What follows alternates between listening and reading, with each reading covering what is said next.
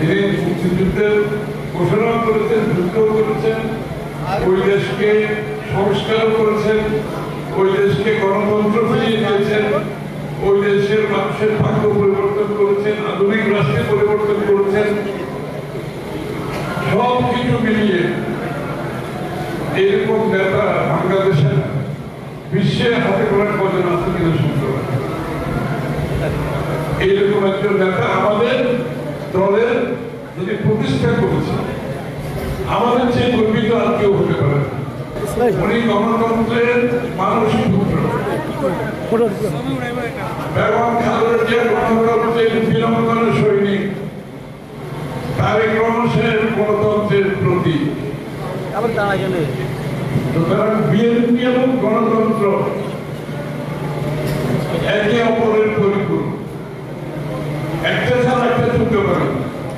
গণতন্ত্র বিএনপিকে ছাড়া চলতে পারে না, বিএনপি গণতন্ত্রকে ছাড়া চলতে পারে।